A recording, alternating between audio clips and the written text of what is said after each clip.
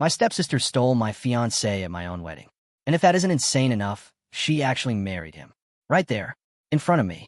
But 2 years later, karma came for her so hard, it almost felt personal. My name's Lily. I'm 28. And if you told me a few years ago that my quiet little life would turn into something out of a revenge drama, I'd have laughed. Because I wasn't the kind of person who caused drama. I avoided it. I was the peacekeeper, the listener, the one who apologized just to stop people from fighting. But when the people you love destroy you in public, something in you breaks. Not all at once. Slowly, quietly, like glass cracking under pressure. Growing up, my stepsister Bella and I were the same age, but completely opposite. She was all charisma and chaos. The kind of girl who made every room revolve around her. Gorgeous, confident, social. She had the kind of face people remembered. The kind of laugh that made everyone look. Me? I was the weird one. Not rebellious, just invisible. I liked books, research projects, lab coats. I didn't care about fashion or flirting or friends who competed for followers. Bella, though, she lived for it. When our parents got married, I hoped we'd be close. Sisters, right? But it didn't take long to realize that Bella didn't want a sister. She wanted an audience. She'd make jokes about my outfits, my hair, the way I talked too fast when I got nervous. You're cute in a homeschooled kind of way, she'd say, pretending it was a compliment. I'd laugh it off, but it burned. We were forced to share a room for a few years until I finally moved out at 15 to attend a boarding program for science students. I thought that distance might make us better. It didn't. After high school, she became a flight attendant. I got a degree in biochemistry and started working at a research institute. We saw each other maybe twice a year. Holidays, birthdays, awkward smiles across the dinner table. And that was fine. Peaceful even. Until I met Noah. He was the first man who made me feel seen. Not just looked at seen. He didn't laugh at the way I over-explained things. He actually asked follow-up questions. We met at a mutual friend's trivia night. He joined my team and we won. Afterwards, he walked me to my car, and before I drove off, he said, "You're the smartest person I've ever met. I like how your brain works." That one line melted me. We dated for 3 years. He wasn't perfect, nobody is, but he was kind and funny and patient. He loved that I was quiet, so it made him feel calm.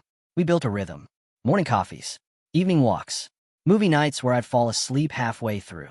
So when he proposed last fall, I said yes without hesitation. I thought I was the luckiest woman alive. We planned a spring wedding.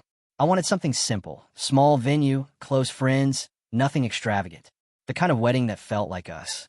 Then Bella called. She said she wanted to help plan the wedding. At first, I thought she was joking. We weren't close, and honestly, she'd never done anything selfless in her life. But she said she wanted to make amends. That she'd been thinking about how mean she used to be and wanted to do something good. I didn't buy it. But my dad, always the mediator, said maybe it was a good thing. Let her be part of your day, Lily. It might heal things. So against every instinct I had, I said yes. Bella threw herself into the planning. Venues, decorations, food, everything. She even said she could get discounts through industry contacts. It was impressive, honestly. She also got close to Noah. Too close. It started small, texts about floral arrangements or music playlists. Then it became calls at night. Then long meetings at the venue that somehow didn't include me. I asked Noah about it once, half joking. "You and Bella are texting more than me these days." He laughed it off. "She's just trying to help, babe. You said you didn't want to stress." And he wasn't wrong. I didn't want to stress. So I let it go.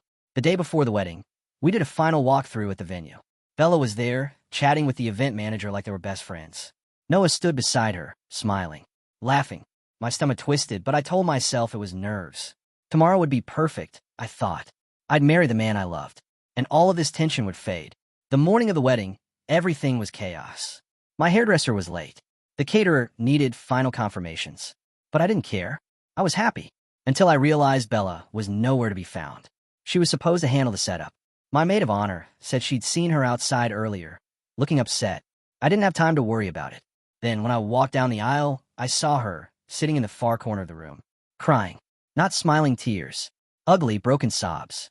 I thought maybe she was overwhelmed. Maybe something personal had happened. I looked at Noah. He looked pale, sweaty, shaky.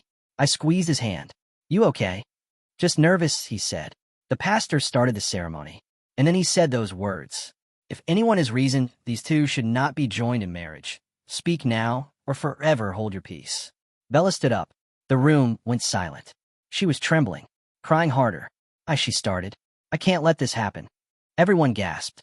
My mom whispered, "What is she doing?" Bella's voice cracked. "I love him." My heart dropped. For a second, I thought I misheard. But then I looked at Noah. His face crumpled, tears in his eyes. He fell to his knees. I froze. "Noah." He didn't look at me.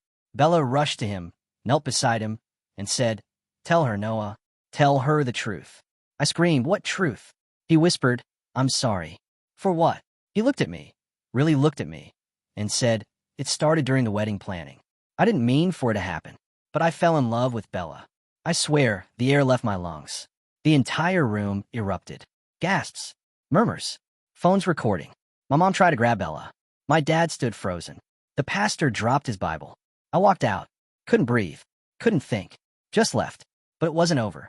In the bridal room, I tried to collect myself, but Bella barged in. She actually had the audacity to smile. "You're a monster," I said. She laughed. "Relax. Noah's waiting for me outside." I told her to get out. She didn't. She looked me up and down, eyes full of venom, and said, "You really thought a man like him would marry you? Look at you, Lily. You look like a library ghost. I almost pity you." Then she turned and left. I fell apart. I don't even remember the drive home.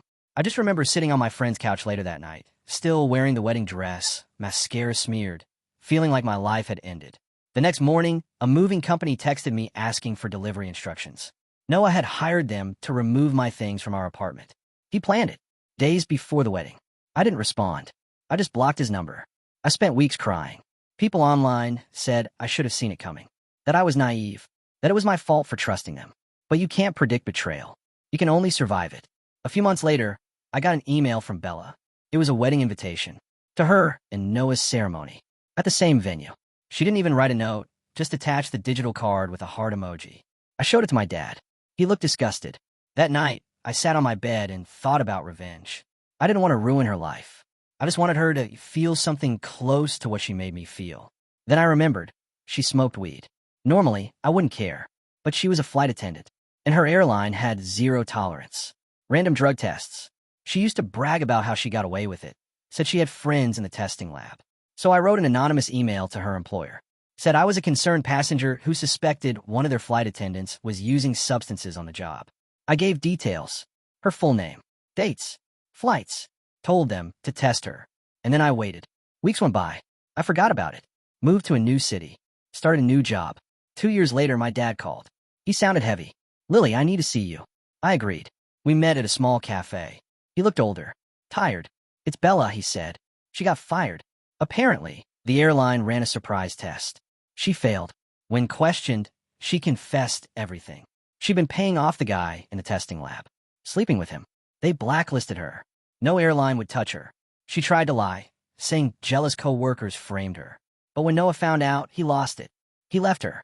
She spiraled. Drugs, alcohol, bad decisions. She borrowed money from dad and blew it on parties. Ended up homeless. A friend called my dad, saying she'd been sleeping on their couch, high out of her mind. He took her to rehab. Then he asked me to help her get a job. I said no. A few weeks later, guilt got the better of me. I called a friend who worked at a publishing company and got Bella a desk job. She lasted 3 weeks. Then my friend called me. "She's been stealing books and selling them online," she said. I begged her not to file a police report. Said it would ruin the company's reputation. Bella was fired again. Dad kicked her out for good. That was the last I heard about her. Until Christmas. I went back home for the holidays. Attended church. Guess who I saw? Noah. He walked up after the service. "Lily." I turned. "Hi." He smiled sadly. "You look good." We talked. About work. About life. About how everything went wrong. He said marrying Bella was the biggest mistake of his life. That she guilt him into it. Said she was having panic attacks, claiming he'd used her. He said he wanted to make things right. I told him I moved on. He asked if we could grab coffee.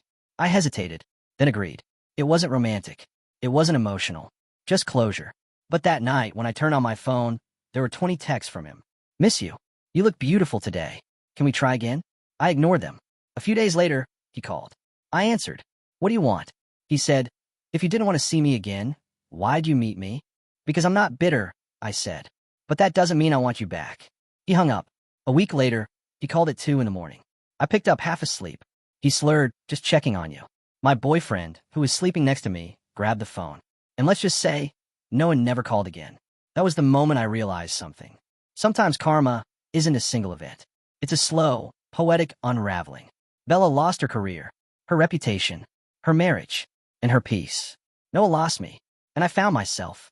I don't need revenge anymore, because living well turned out to be the most satisfying punishment of all.